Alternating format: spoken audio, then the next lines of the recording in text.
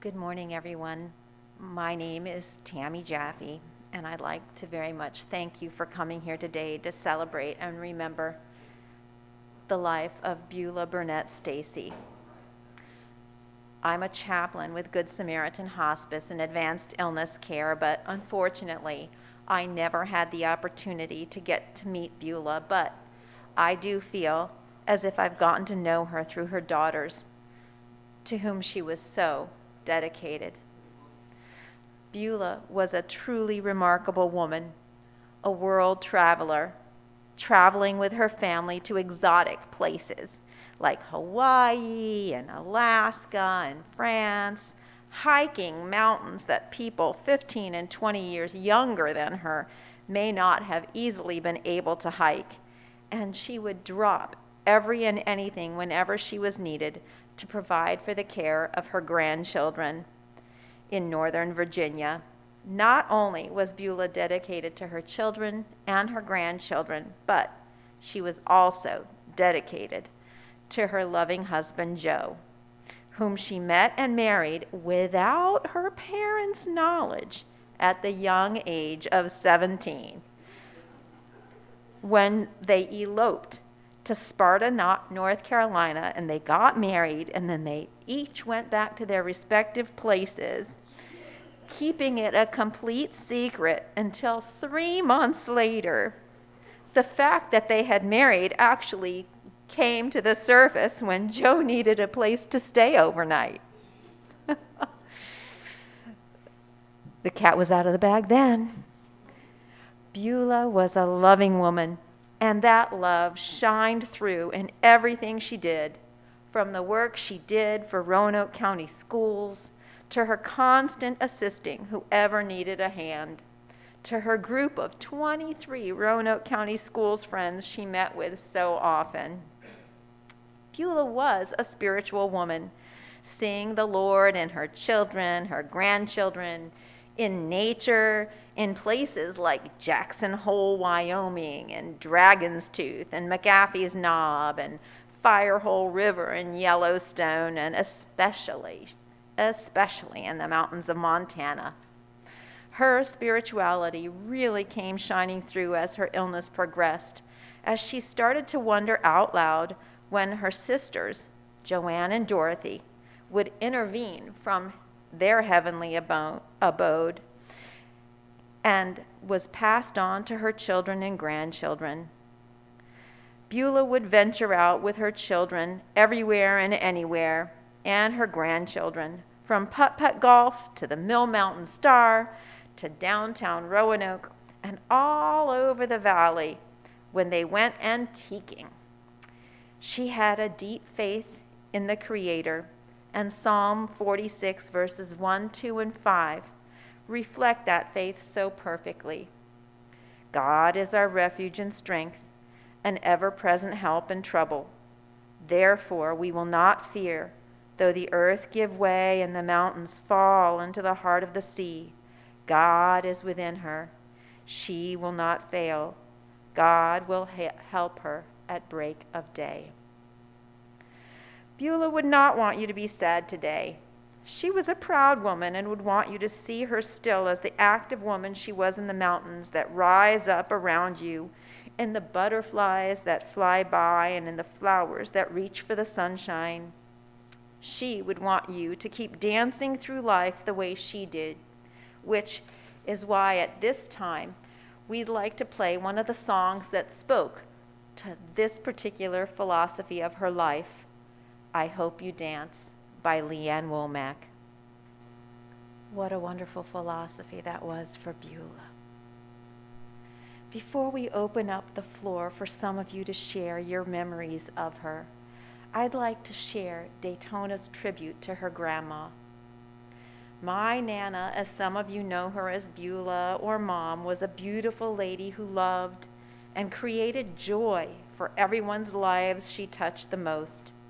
When you hear the word grandma or Nana, it means something a little different to everyone.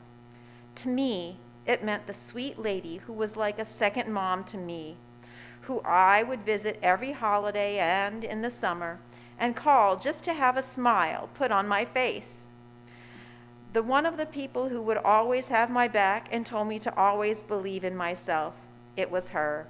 She always told my brother and I the best bedtime stories, or, as she'd call them, tall tales. She'd be the first one to come take care of us or call us to wish us a happy birthday, travel to the mountains and places and go hiking and mini golfing or bowling with us. She also would teach us to not to take every day for granted, as we all know life is never guaranteed. Something she taught me, referring to Daytona, in the recent years is to fight, be brave, and stand tall to whatever may be thrown at you in life. She fought and she fought her battle hard all the way to the end and never gave up. This is a lesson for everyone. Never give up. In her earlier years, she taught me the basics of caregiving or having compassion, which I still take with me, even in my jobs, every day. People respond to people, therefore we must do the best we can. Try to keep them in the most normal routine and support them with their decision, whatever that decision may be. This idea was reinforced also by my mom, my aunt, and by our two sisters, which has really impacted me my whole life and is a great lesson I have learned. Another thing that I will always take with me from my Nana is the saying that she gave my mom and my mom passed on to me. There is a choice in life, to laugh or to cry, and laughter is the better option. If that didn't really show you how she was, then I don't know what will, but my Nana inspired me to be the better version of myself, as she has tried to do her whole life. She also is an inspiration herself by being a wonderful companion and partner to her husband, my papa, for what would have been 62 years in November. A love and support many of us strive to have, that 62 years. She will be greatly missed, and many late-night dinner table conversations will not be the same without her, but she will be watching from above. Keeping our family and close friends in your thoughts and prayers for the next couple of days would be lovely. Nana, I love you and miss you and are so happy you're at peace now. Fly high and peacefully. Heaven has welcomed another angel home. So at this time, we'd like to open the floor up to anyone who would like to come forward and share a memory or two of Beulah with us. We're recording it, so we have to ask you to come to the podium. Don't be shy. Beulah wouldn't have wanted you to be shy. She wanted you to be brave. Okay? So just come on up.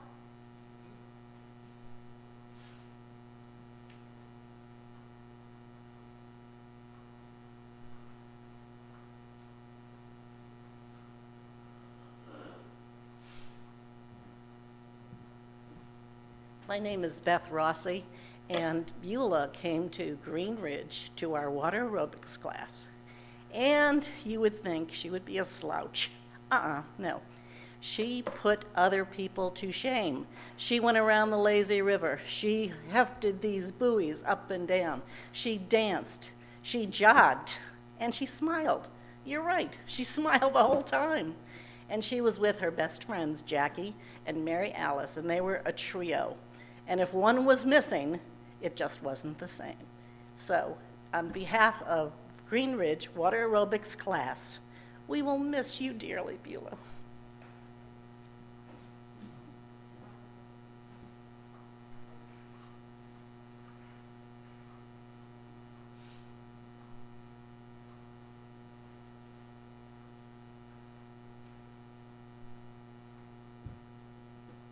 I don't have anything prepared because I didn't know that I was going to do this. Beulah was an instructional assistant for me when we were teaching special education at the Roanoke County Occupational School. And she she grounded me. There were many emotional things that went on in my life while she was my aide. And I knew that I could always count on her to, sort of like take over for a few minutes while I got myself under control. But she was a classy lady. I mean, I haven't heard anybody ever say anything any different. She was a very classy lady. And she brought calm to situations. And she was so, so good with those especially handicapped children. Best of all, she was my friend. And I so enjoyed our meetings when we would meet at Pete's Deli. All of the RCOS people that could get together as often. And, I just want you to know that we've lost a wonderful person, and you all are in my hearts. Thank you.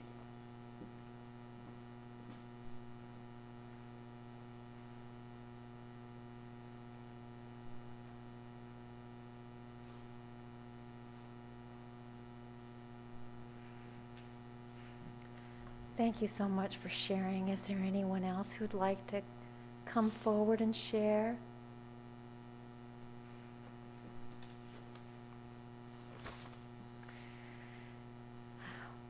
Those are blessed memories you all have shared, and they speak to the lady that Beulah's daughters and husband told me she was.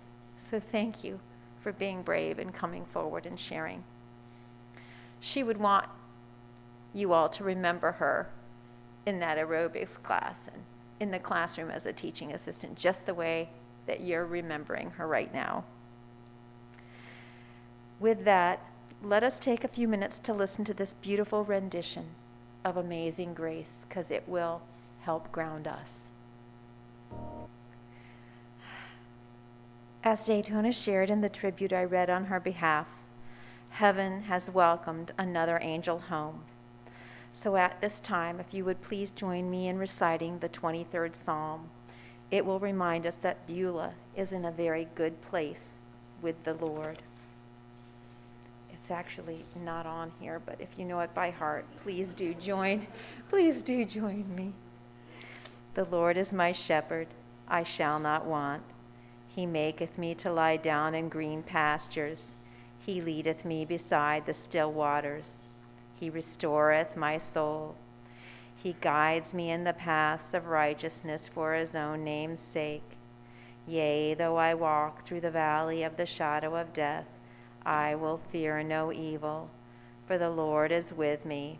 His rod and his staff, they comfort me. He prepares a table before me in the presence of my enemies, and anoints my head with oil. My cup runneth over. Surely goodness and mercy shall follow me all the days of my life, and I shall dwell in the house of the Lord forever. Because we know there's no such thing as goodbye, before our final priestly blessing, let's take a minute to listen to this wonderful song by Carrie Underwood. I'll see you again. I love that song.